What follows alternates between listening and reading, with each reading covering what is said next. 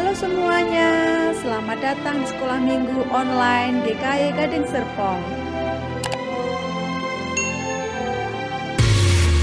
Mari kita siapkan diri kita untuk mengikuti ibadah sampai selesai ya. Mari kita siapkan hati dan bawa Alkitab. Gunakan pakaian yang sopan dan rapi, mengikuti ibadah dengan baik. Jangan bermain, jalan-jalan dan makan ya. Memuji Tuhan dengan sukacita dan semangat, mendengar firman Tuhan dengan sungguh-sungguh. Selamat beribadah. Shalom anak-anak semua. Kita bersyukur hari ini kita boleh kembali bersama-sama untuk kita memuji Tuhan. Mari anak-anak, kita datang kepada Tuhan dengan hati yang sungguh-sungguh rindu untuk kita memuji dan menyembah Dia. Kita siapkan hati kita lipat tangan, kita berdoa. Mari sama-sama kita berdoa. Tuhan Yesus yang baik, kami bersyukur kalau hari ini kami boleh datang untuk kami memuji dan memuliakan nama-Mu. Berkati ibadah kami pada hari ini Tuhan, kami menyerahkan ke dalam tangan kuasa Tuhan. Terima kasih Tuhan, meskipun kami di rumah kami masing-masing, tetapi kami percaya kami satu hati untuk kami menyembah Tuhan. Terima kasih Bapa, di dalam nama Tuhan Yesus kami sudah berdoa dan mengucap syukur. Amin. Mari anak-anak kita memuji Tuhan. Kita angkat dengan satu pujian. Selamat pagi Tuhan, ku ucap terima kasih.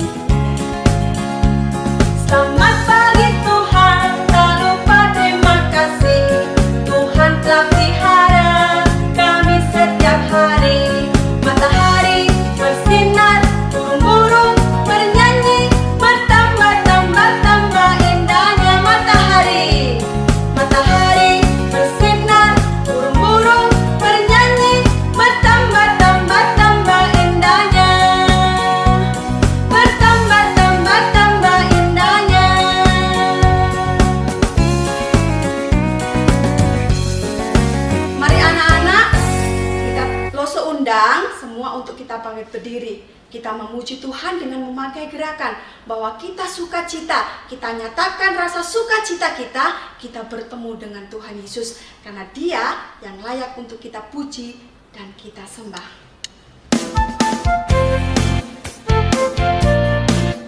Mari dengan semangat ya kita memuji Tuhan. Sukacita bertemu dengan Yesus, ya Tuhanku, ku memuji dan menyembah Tuhan Yesus. Oh senangnya sukacita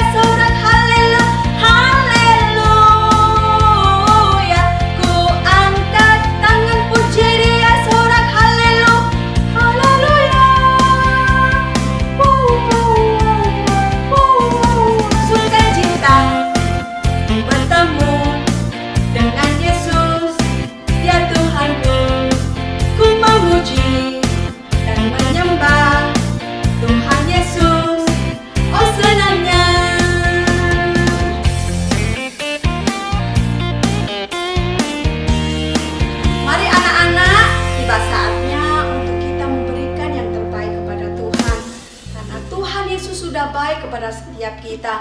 Anak-anak bisa meminta tolong kepada papa mama untuk mentransfer ke nomor rekening atau barcode yang ada di layar kaca kalian ya. Mari sama-sama kita bersyukur kepada Tuhan, sebab Dia baik. Tuhan memberikan apa yang kita butuhkan, Tuhan menyediakan, dan Tuhan senantiasa memelihara kita. Bersyukur kepada Tuhan, bersyukur kepada Tuhan, sebab Ia baik. Bersyukur kepada Tuhan, bersyukur kepada Tuhan, bersyukur kepada Tuhan, sebab Ia baik. Bersyukur kepada Tuhan.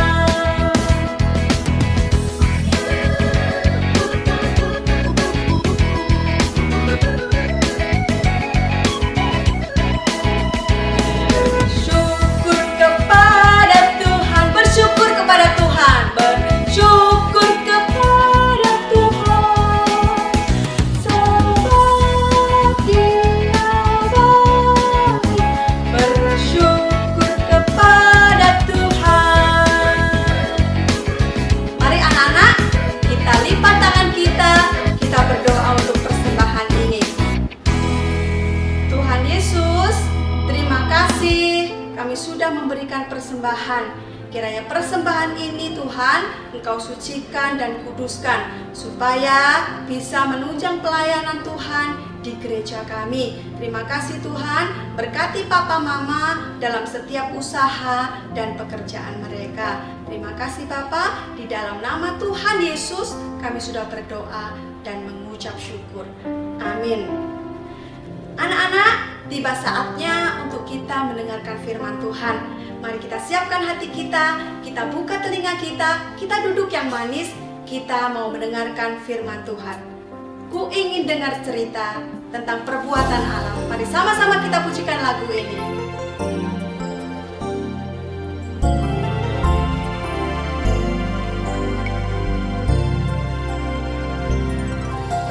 Ku ingin dengar cerita tentang perbuatan Allah.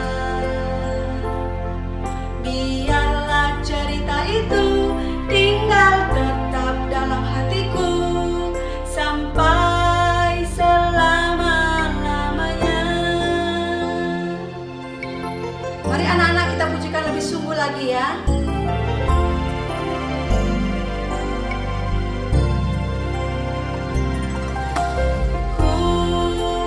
Dengar cerita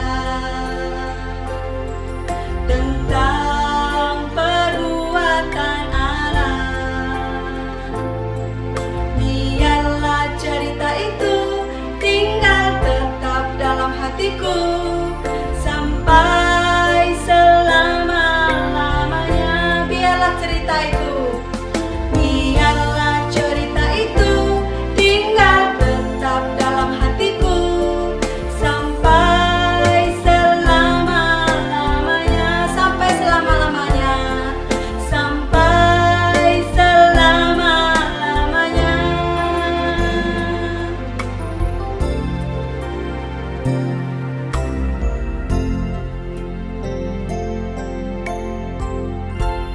Tanda paku di kaki dan tangan, tanda cintanya Tuhan. Mah, sebentar lagi kan Jumat Agung dan Paskah. Arti Jumat Agung dan Paskah itu apa sih, Mah? Jumat Agung adalah hari di mana Tuhan Yesus mati di salib untuk menebus dosa-dosa kita. Sedangkan Paskah adalah hari kebangkitan Tuhan Yesus. Oh gitu, Mah. Kenapa Tuhan Yesus mau mati buat kita, Mah?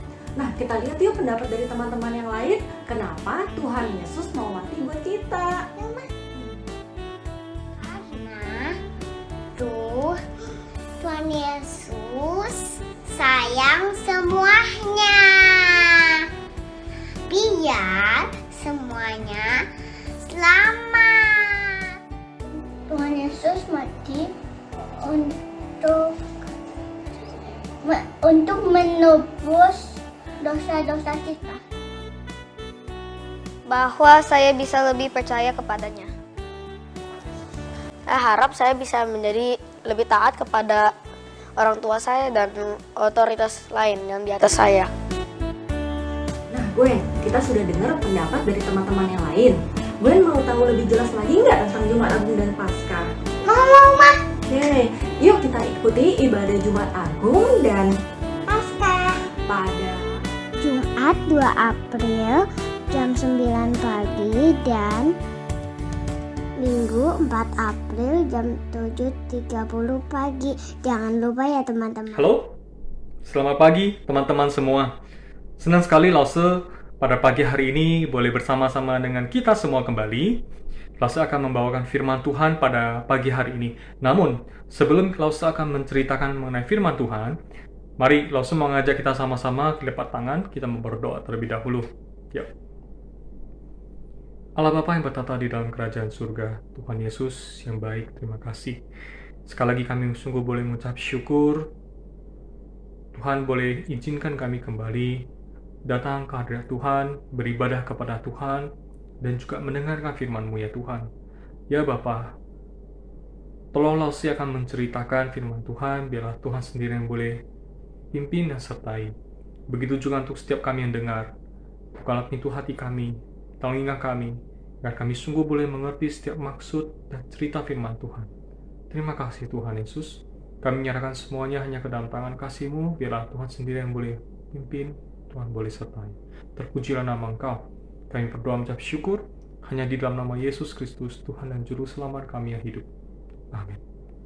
Oke, nah hari ini Lause akan menceritakan mengenai satu cerita yang tentunya kita sudah pernah mendengarkan sebelumnya, yaitu mengenai The Last Supper. Yaitu apa itu? Perjamuan terakhir Yesus Kristus. Nah, namun Lause akan menceritakan satu sisi cerita mengenai tentang namanya pengkhianatan. Ayo, teman-teman semua, siapa yang pernah merasa dikhianati? Ya, oke. Nah, sebelumnya Lause akan menceritakan satu cerita pembukaan terlebih dahulu, biar sama-sama kita boleh mengerti. Nah, ada dua orang teman, namanya Andi dan juga Budi. Nah, Andi dan Budi ini mereka teman baik sejak kecil. Kemana-mana mereka selalu bermain, bahkan mereka duduk di bangku yang sama, di meja yang sama di sekolah. Mereka ada teman baik, sahabat baik sekali. Nah, Andi dan Budi ini mereka juga tinggal di rumah yang berdekatan. Nah, satu ketika Andi ada di taman sekolah, tiba-tiba Candi dan teman-teman yang lainnya datang. Nah, Candi mencoba untuk mengganggu Andi. Dan apa yang terjadi adalah ketika Andi merasa diganggu dan bertubi-tubi terus diganggu, akhirnya Andi mencoba untuk membela diri. Sehingga apa yang terjadi adalah Andi dan Candi akhirnya mereka terlibat perkelahian satu dengan lainnya.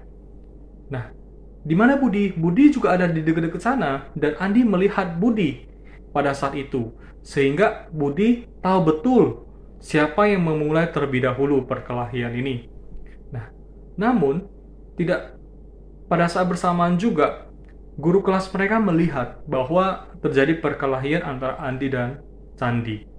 Akhirnya adalah guru membawa Andi dan Candi ke ruangan kepala sekolah. Untuk apa? Untuk dipertanggungjawabkan siapa yang duluan dan siapa yang akan dihukum. Nah, pada saat di depan kepala sekolah, Candi membela diri dan mengatakan bahwa yang memulai terlebih dahulu adalah Andi. Yang padahal bukan. Yang sebenarnya yang memulai terlebih dahulu adalah Candi. Namun, kepala sekolah mempercayai apa yang dikatakan oleh Candi.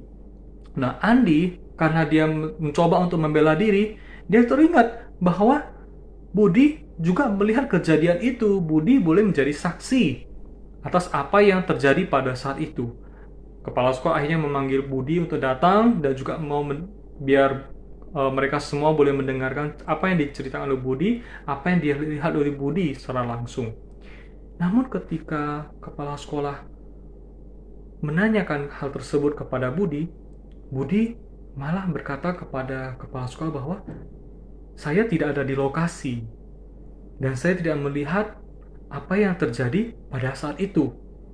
Sehingga Budi tidak bisa mengatakan yang memulai terlebih dahulu sebenarnya Andi atau Candi. Wah, mendengar itu, teman-teman langsung nanya, bagaimana perasaan daripada Andi? Sakit hati nggak? Tentu sakit hati. Andi sangat sakit hati, dia merasa dikhianati. Nah, perasaan yang sama juga pernah dialami oleh Yesus Kristus. Perasaan yang sama juga pernah dialami oleh Yesus Kristus. Sebelum Yesus Kristus disalib.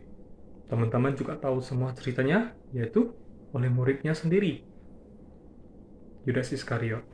Nah, namun, apakah Yesus menolak?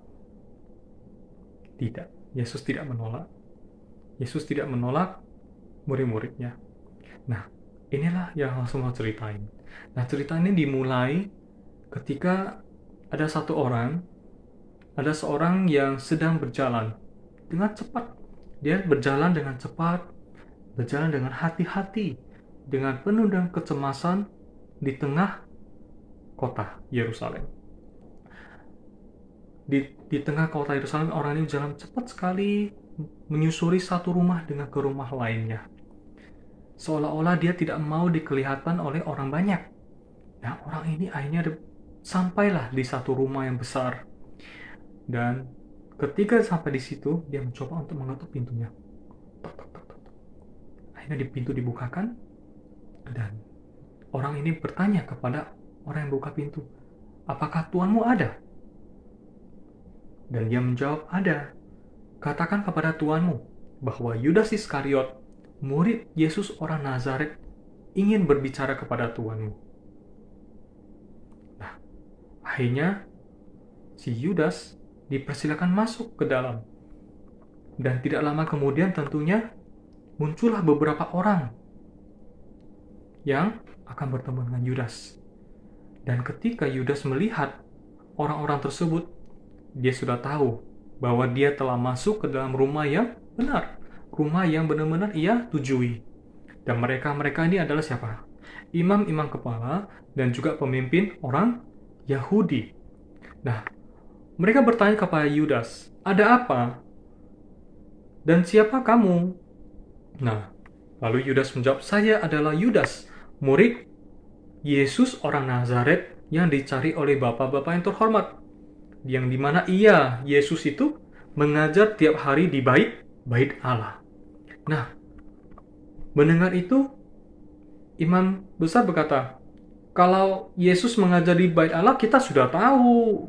Ngapain kamu jauh-jauh ke sini hanya menceritakan itu kepada kita?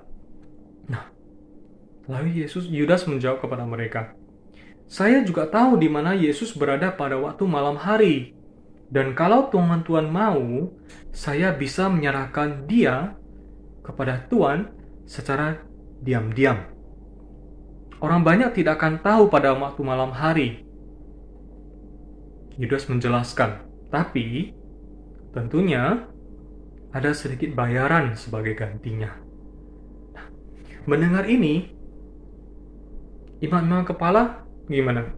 Mereka sangat gembira dengan tawaran Yudas karena mereka sedang mencari satu kesempatan di mana mereka bisa menangkap Tuhan Yesus. Tetapi hal ini sangat sulit untuk dilakukan pada waktu siang hari ketika banyak orang mengelilingi dia. Karena pada waktu siang kita tahu bahwa Yesus seringkali memberikan pengajaran kepada banyak orang. Tetapi pada malam hari lain cerita. Nah, apa yang dilakukan oleh Yudas ini adalah dosa bukan? Dosa. Dia mulai memiliki satu niatan yang jahat. Dia punya satu rencana yang jahat. Dan ini adalah dosa. Nah, setelah pertimbangan oleh imam-imam kepala ini, akhirnya mereka berkata satu dengan lainnya, oke, baik, kami mau. Ambillah uang ini sebagai upahmu. Imam yang besar ini menyediakan uang sebesar 30 dinar, diberikan kepada Yudas. Dan ketika Yudas meninggalkan rumah imam besar ini, dia pergi dengan sangat hati-hati. Dia pergi dengan tidak ingin ada orang melihat. Nah, ketika Yudas pulang, murid-murid yang lain tentunya mereka tidak tahu kemana Yudas pergi dan apa yang sedang direncanakan oleh Yudas. Tapi bagaimana dengan Tuhan Yesus? Apakah Tuhan Yesus tahu? Tentu, Tuhan Yesus tahu betul apa yang telah direncanakan oleh Yudas, apa yang dilakukan oleh Yudas dan kemana ia pergi. Walaupun begitu, apakah Tuhan Yesus stop dan tidak melakukan selanjutnya? Tidak. Yesus dia tidak berkata apa-apa. Nah, hari berikutnya Tuhan Yesus masih bersama-sama dengan teman-temannya di kota Betania. Hari itu adalah hari persiapan untuk perayaan Paskah. Pada malam harinya mereka harus mengadakan perjamuan Paskah. Nah, perjamuan Paskah ini hanya bisa dilakukan di dalam kota Yerusalem. Nah, guru, di manakah kita dapat melakukan perjamuan malam? Tanya salah satu murid. Yesus menjawab kepada mereka, "Pergilah 2 orang dari kalian mendahului kita ke kota Yerusalem. Di sana kalian akan menjumpai seorang budak yang membawa air. Ikuti dia sampai ke rumah tuannya." Nah, itu adalah perintah yang dikatakan oleh Tuhan Yesus kepada murid-muridnya. Dan di sini Yesus tidak mengatakan ke rumah mana yang akan mereka masuki, tapi Yesus hanya memberikan satu petunjuk, ikuti orang tersebut, budak tersebut yang kalian jumpai di kota Yerusalem. Nah, mendengar ini, dua orang murid segera meninggalkan kota Betania dan juga menuju ke Yerusalem. Mereka menempuh perjalanan yang panjang.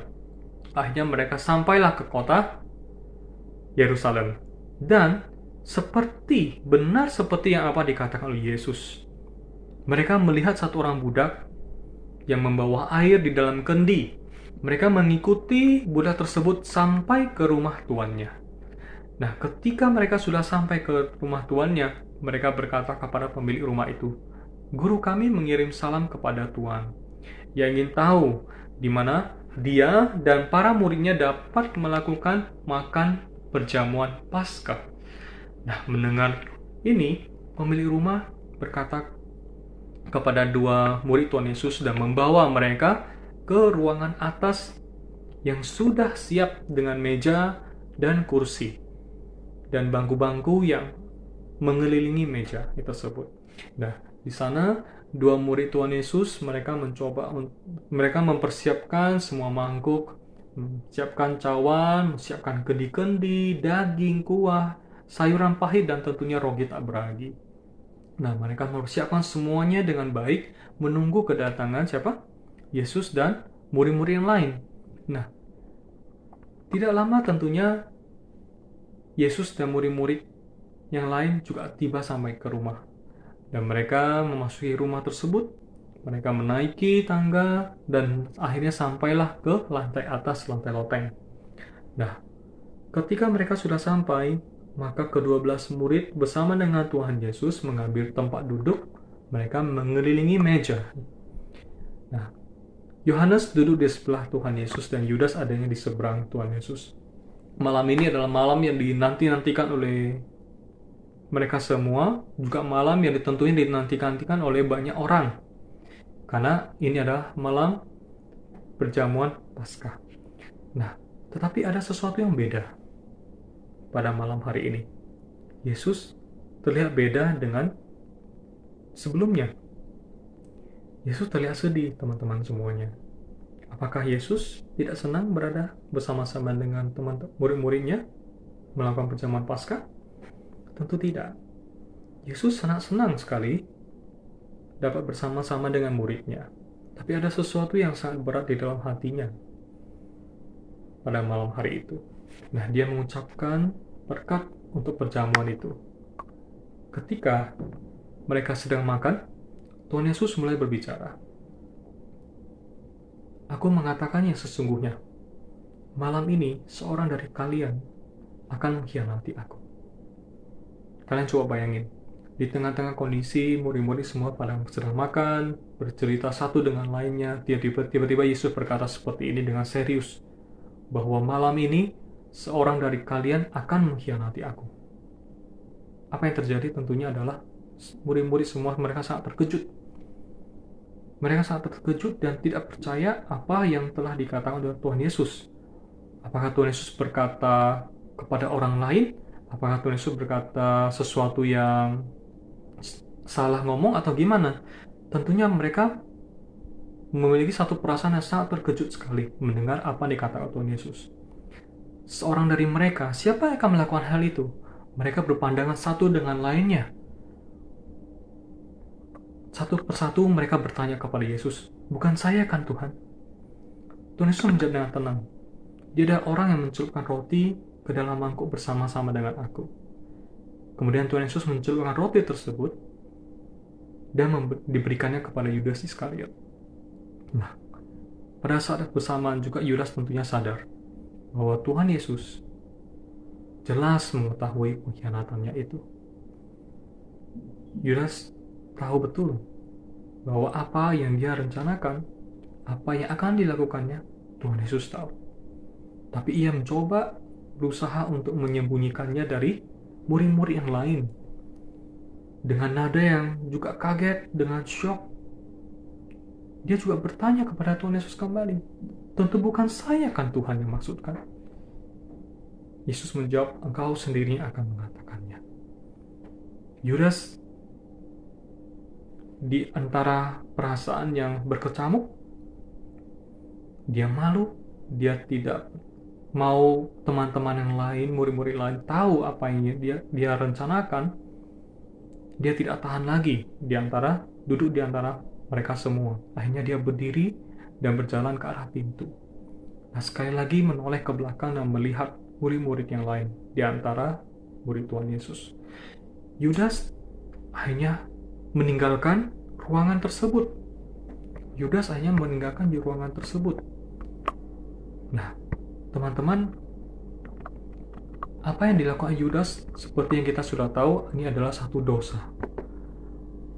Betul? Ini adalah satu dosa. Dan ketika iblis berbicara kepada Yudas, membujuk Yudas, yang terjadi adalah Yudas lengah dan akhirnya dia jatuh ke dalam dosa. Dia mendengar apa yang dibujuk oleh iblis, apa yang diusulkan oleh iblis. Dia meninggalkan ruangan itu dan akhirnya dia memiliki hati yang jahat. Nah, ketika Yudas meninggalkan ruangan tersebut, Yesus mengambil roti dan mengucap syukur dan memberkatinya. Kemudian Yesus memecahkan roti tersebut dan memberikannya kepada murid-muridnya serta berkata, "Ambillah dan makanlah. Inilah tubuhku yang akan diserahkan untuk kalian." Nah, maksud Tuhan Yesus apa? Maksud Tuhan Yesus adalah dalam waktu yang tidak lama lagi tentunya, tubuhnya akan dipaku, akan dicambuk, dan akan disalibkan. Oleh karena siapa? Oleh karena dosa manusia. Tetapi sesudah itu, manusia dapat diampuni karena Tuhan Yesus sudah menggantikan hukuman mereka dengan tubuhnya. Itulah arti diserahkan untuk kalian. Nah, sesudah makan roti bersama, Yesus mengambil cawan air anggur dan mengucap syukur, lalu memberikannya kepada murid-muridnya dan berkata, "Minumlah kalian semua dari cawan ini. Inilah darahku yang ditumpahkan untuk pengampunan dosa. Mulai dari sekarang aku tidak lagi akan meminum air anggur sampai pada hari di mana aku akan meminumnya bersama dengan kalian di dalam kerajaan Bapa-Ku." Nah, dengan kata yang sama juga, Yesus bermaksud bahwa darahnya akan ditumpahkan di kayu salib untuk mengampuni dosa-dosa mereka. Dan juga tentunya dosa-dosa kita semua. Dia juga mengatakan bahwa ia akan meninggalkan mereka. Tapi pada saat bersamaan, Yesus juga memberikan janji bahwa suatu hari mereka akan duduk bersama-sama dengan dia lagi. Tapi bukan di Betania, bukan di Yerusalem, bukan di kota manapun di dunia ini, tapi di kerajaan Allah pada akhir zaman nanti. Nah, janji ini yang senantiasa bersama dengan murid-murid Tuhan Yesus, dan janji yang sama juga sampai saat ini. Kita sama-sama bisa melakukan perjamuan kasih, perjamuan kudus, dengan roti, dengan cawan, yang selalu mengingatkan kita bahwa janji ini adalah janji dari Tuhan Yesus yang akan bersama dengan kita, dan ini yang kita amini senantiasa, bahwa suatu saat nanti kita akan bersama-sama dengan Tuhan Yesus kembali di kerajaan Bapa. Nah, sesudah mereka makan dan selesai minum, akhirnya mereka meninggalkan ruangan tersebut. Nah, teman-teman semuanya, dari cerita ini ada beberapa hal yang boleh kita ambil. Pertama adalah dari Yudas, apa yang telah ia lakukan? Rencana pengkhianatan, dan bukan hanya rencana tapi dilakukan, itu adalah satu dosa. Iblis berhasil membujuk dia melakukan dosa tersebut. Oleh sebab itu, kita sebagai anak-anak Tuhan, satu hal yang perlu kita siapkan senantiasa adalah kita mesti waspada dan berjaga-jaga. Iblis itu jahat. Dia selalu mencari kesempatan kapan kita lengah. Oleh sebab itu, kita selalu senantiasa berharap dan berdoa. Kita mesti kuat, kita mesti berjaga-jaga dan waspada senantiasa. Minta pimpinan Tuhan agar kita tidak jatuh ke dalam dosa. Dan yang kedua, kita bersyukur bahwa Tuhan juga memberikan janji yang sama kepada kita. Tuhan tidak pernah meninggalkan kita. Tuhan memberikan janji bahwa suatu hari nanti kita hidup setia kepada Dia, kita hidup taat kepada Tuhan, kita akan kembali bertemu dengan Tuhan, melakukan perjamuan kudus ini, perjamuan kasih ini. Tapi bukan di dunia ini, tapi di kerajaan Bapa nanti. Nah, dua hal ini kita senantiasa ingat. Kita harus taat kepada Tuhan, berjaga-jaga senantiasa, dan berharap di dalam Dia. Teman, yuk langsung mengajak kita sama-sama berdoa terlebih dahulu. Tuhan Yesus yang bertata di dalam kerajaan surga, terima kasih ya Tuhan atas firman yang Tuhan boleh berikan untuk kami. Bapa, tolong kami, mampukan kami sebagai anak-anak Tuhan, kami boleh memiliki hati yang taat kepada Tuhan. Mampukan kami Tuhan, agar kami boleh hidup benar di hadapan Tuhan. Jauhkanlah kami Tuhan dari segala pencobaan yang ada. Terima kasih Tuhan Yesus. Ya Bapa, kami juga senang kami boleh hidup dengan janji Tuhan bahwa kami boleh kembali ya Tuhan bertemu dengan Yesus pada satu saat nanti di kerajaan Bapa. Terima kasih Tuhan Yesus. Kami menyerahkan waktu kami selanjutnya ke dalam tangan-Mu ya Bapa. Dan Tuhan boleh sertai dan pimpin. Terpujilah nama Engkau Bapa. Kami berdoa mengucap syukur hanya di dalam nama Yesus Kristus, Tuhan dan Juru Selamat kami hidup. Amin. Oke teman-teman, selamat hari Minggu dan sampai ketemu kembali minggu depan. Bye-bye.